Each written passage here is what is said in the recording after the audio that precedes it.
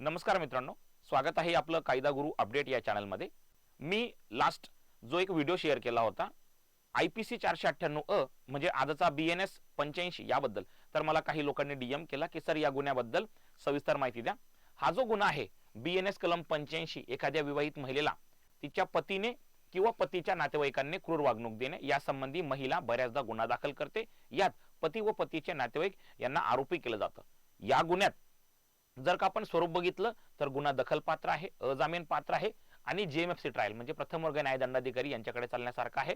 गुन्हा जरी अजामीन पात्र असेल तरी चिंता करण्याचं कारण नाही, कारण की त्याला 3 वर्षापेक्षा कमी शिक्षा आहे आणि कायदा असं म्हणतो की ज्या गुन्ह्यांना 7 वर्षापेक्षा कमी शिक्षा आहे त्या गुन्ह्यांमध्ये पोलीस अटक करू शकत नाही, म्हणजेच या गुन्ह्यामध्ये कोणालाही अटक केली जात नाही। म्हणून आपण कोणत्याही प्रकारचं चिंता करायचं कारण नाही। जेव्हा आपल्या विरुद्ध असा गुन्हा दाखल होईल आपण सरळ पोलीस स्टेशनला आपले आधार कार्ड, फोटो व आपण स्वतः जाणे, एक सही करणे आणि तिथून आपली मुक्तता, त्यानंतर आपला हा गुन्हा कोर्टात चालतो। म्हणून या गुन्ह्याबद्दल कोणीही जास्त चिंता करायची कारण नाही। थँक्यू।